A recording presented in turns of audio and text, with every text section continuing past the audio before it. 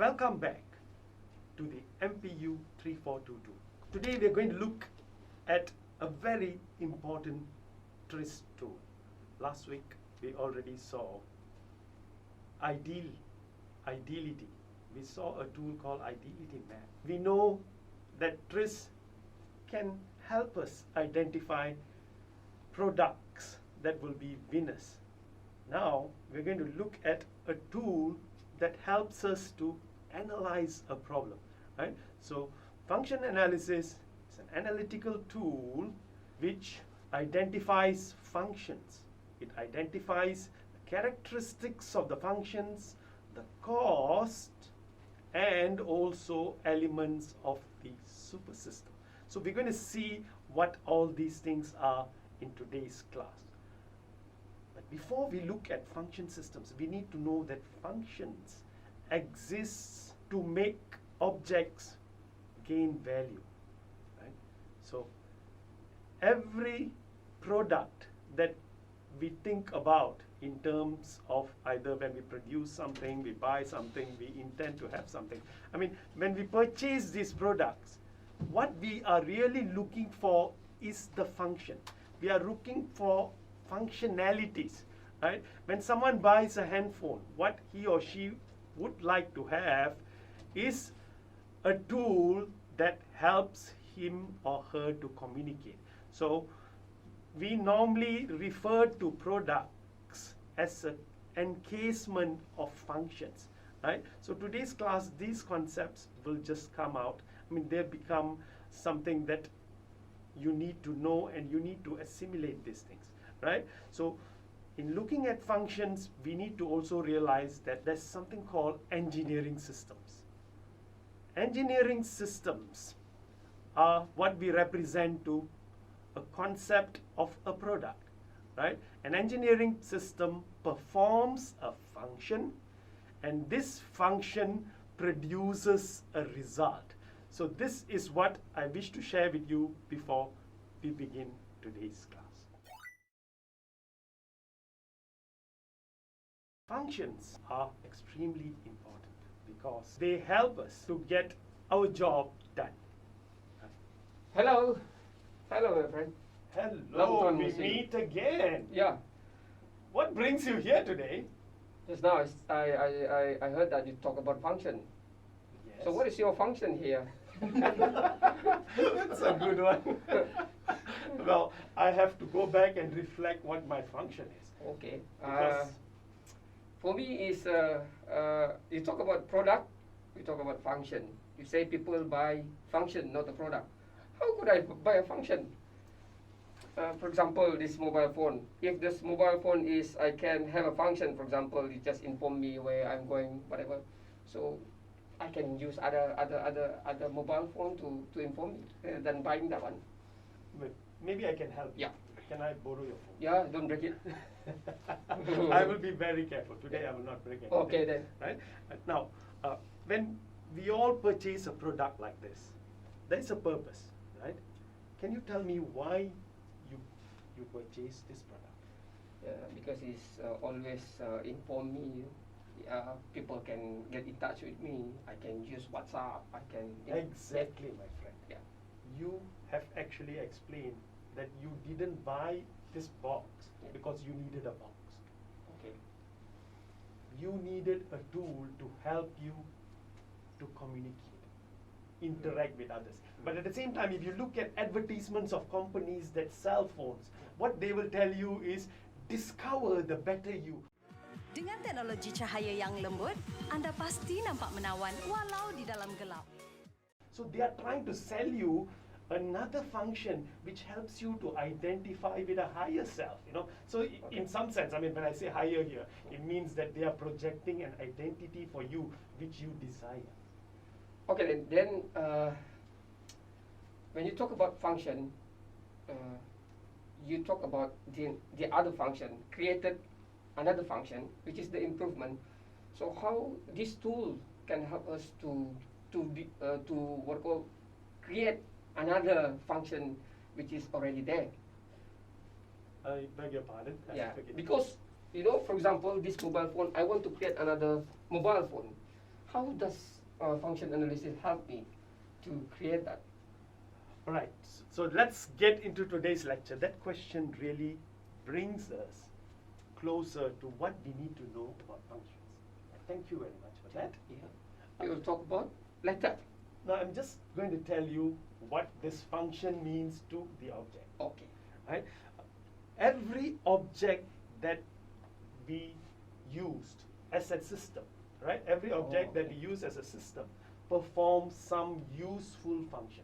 So what we need to know is what is the main function or main useful function of a particular object. Okay. And in this case, I will call this an engineering system. Last week we saw another engineering system, which was the pen, right? So all these are engineering systems, and first thing we need to do in designing an engineering system, the way you describe it, I want to build a phone. A phone is an engineering system. In building a phone, what we want to do is we want to come up with an instrument that performs a main useful function. Okay, then.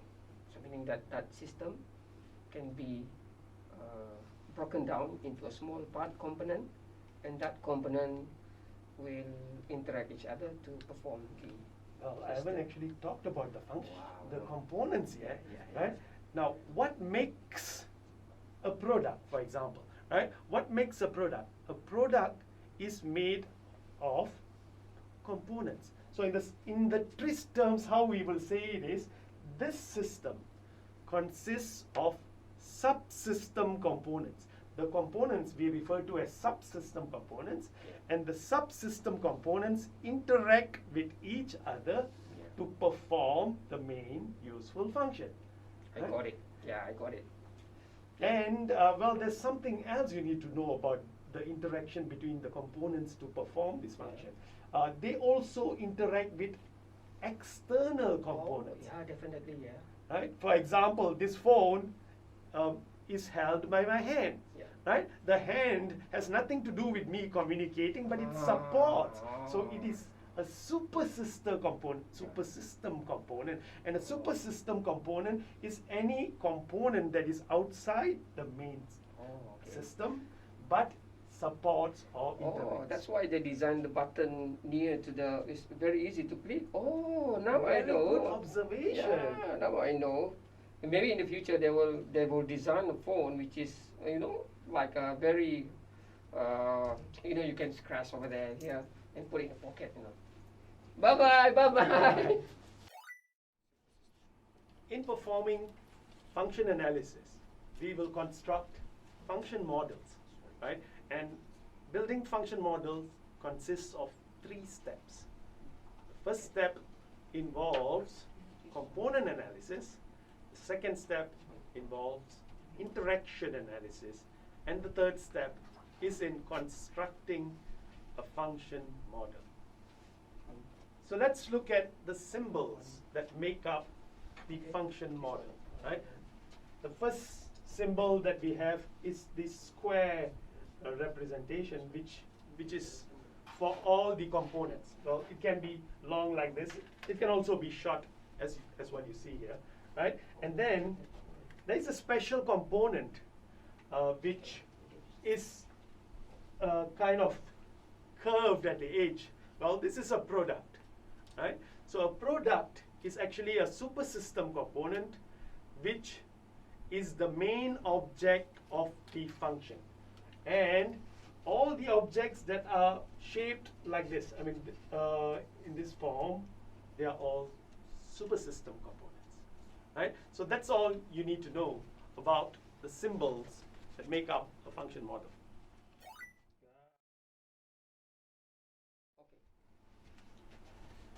In TRIS, we look at everything as systems. And when we look at what makes up a system performs a function. And it actually has components. And these components are what interact together to perform this function. And as an example, we say that a pen helps us to write. but when we try to describe it in TRIS terms, we will not be using the word pen writes on paper, but rather we will describe it as marker moves ink or pen moves ink. So what we are saying is the main useful function of a pen or a marker is to move the ink. And the structure that I'm referring to now is in a form of a subject performs a function, and we will have a function name here, on an object. And in this case, what we saw just now is marker. Well, I will change the color so that it becomes visible. There you are. Here you are, thank you. Right? So we see marker moves ink. So this is an example of what we call a function model. Well, if you want to look at what makes up a system. Now, this is a system. Every system is made up of subsystem components, and subsystem components will interact with each other. So we have two subcomponents or subsystems here, right? So the first is the cap, and the other is the body, right? The body has got two parts. One is the tip and the holder of the cartridge, right? So this casing here holds a ink cartridge, and the ink cartridge is the one that holds the ink. Hang on, Prof. You're talking too much. Can we model the marker based on the component? Of course we can. Yeah. Right? So we know that marker consists of two components, right? There's a cap. The cap. Okay. So we have a cap here. Okay, we cannot use this symbol, right? Uh, Oh yeah, because this. All right. Okay. It is the ink that is moved. So we will continue with here, right? Okay, So okay. the marker consists of, I mean, if I were to visualize this marker as something bigger, it contains components like this, the cap, Okay. right? So let me just remove this marker because I'm going to break it into its components so that we can see what actually happens. Now, the cap here, you also have the body, right? Yeah. So the other component just now we saw is the body of Okay. the marker, Yeah. and the body of the marker holds the ink cartridge. Cartridge. Yeah. And ink cartridge is connected to the tip, and the body holds the tip, and the tip moves the ink. The ink. So Oh. I will just modify this diagram. Okay. So this is what happens inside the pen. Just now what we saw, the marker moves ink. Yeah. Now we are looking at the actual working of the marker. So Okay. this is a function model. Yeah. So I have to connect all of them together, right? Oh, We have okay. to say ink cartridge is connected to the tip, but then Yeah. we know that the, The body body holds. holds Yeah. body holds the the ink ink cartridge, cartridge. body holds the tip, Tip. Yeah. and body also holds the cap, right? Yeah. But I think the cap does something. Yeah. Cap actually stops Oh, the tip. I mean, in a way, it isolates the tip Yeah. from contact, right? Yeah. So we need to think of a simple word, right? So it stops something, right? It Yeah. stops the contact or interaction, Yeah. right? Yeah. It stops contact Yeah. With the tip. Yeah. Yeah. Okay. of the tip Yeah, with of the any tip, other yeah, surface, yeah. right? Oh. Okay. Then I think this is what we call the. More towards this one is not the component. It's advanced. This is a component. This is we done the component analysis. Yeah. This is a simplify of this one. Yeah. All right. So Okay. I will just rub this off because we already know that the form of the function Yep.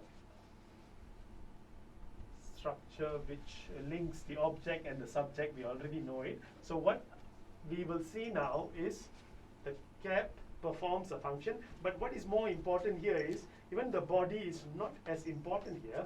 Well, I think if you really want to look at the key components that are involved in the moving of the ink is the ink cartridge and the tip.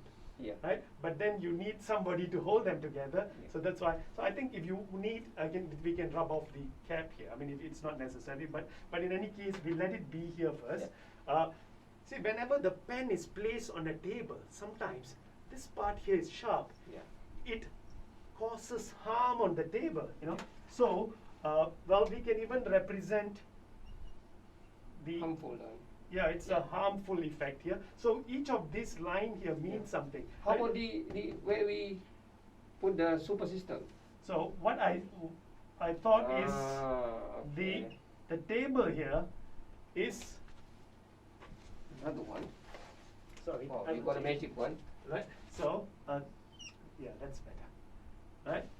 So we have the table as a super system component, and what happens is the cap Is harmful to the is harmful, right? So it scratches, right? Yeah. It scratches. It's the face of the table. Yeah. Right. So we can represent the relationship between every component here with super component objects as well. Oh, yeah. And the main problem that we know with markers like this is the ink dries up very quickly, right? So there is another super system component which dries up the ink, right? Yeah, So the which is A. ambient air or Yeah. the air outside Yeah. the pen, it dries the cartridge, right? So I will use here I will use the curvy arrow because it's harmful, Yeah, right? it's harmful, yeah.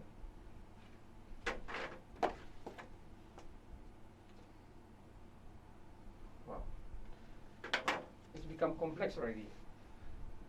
Now, Yeah. when you try to represent the workings of an engineering system, what is important is we need to concentrate on the harms that it does to the environment or to some external object, and we want to somehow ensure that we can improve an object, and when we improve the object, We are we looking want for- to improve. Yeah. We want to in this case, meaning we can improve the what called ink cartridge, so that it will not affected by the ambient air. Excellent. So Yeah. that's one of the purpose of Yeah. improving the Yeah. product in its next yeah. generation, Yeah. right? Okay. Well, the other problem that Yeah. we normally face with these markers is tip does not help to allow the movement of the ink, Yeah. right? So we can just say, well, it insufficiently moves the ink, Yeah. right? So instead of having an arrow which says it is useful, Yeah. Oh, okay. right? So it can be the tip insufficiently moved. So that is also a problem that might occur. So we can improve the structure of the Then components. there is an what called a research. We can look at the tips, how Exactly. it move in perfecting. Yeah. Excellent. Yeah. So Nice. now we have learned a very powerful tool. Wow, thank you A very tool much. where we can look at any engineering system, and by studying the components of an engineering system, we are able to come up with a function model which consists of subsystem components and also supersystem components, where we identify how the structure and the behavior of the object could be improved by allowing us to re-look at the way we engineer the interaction between the components. Yes. Thank you very much, Prof. Now I know. Today's lesson has taught us about another way of looking at objects of the world, right? We are now able to see everything as systems. And we know now that systems perform a function for which we buy this system as a product. knowing this, we realize that there is an approach for modeling products or anything that we want to, right? And we saw today that we are able to model a physical engineering system as a function model. And by modeling systems as function model, we are able to visualize the harmful effects. We are able to visualize the effects where we know that the system is insufficient or inadequate, right? So by identifying these limitations, we are able to define and improve engineering systems.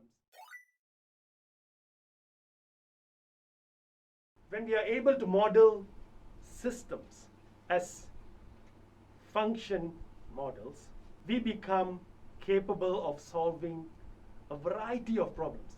Even complex problems can now be solved by just being able to visualize the components that make up the engineering system, and by understanding the interactions, we are then able to transform ourselves into the inventor that we were meant to be.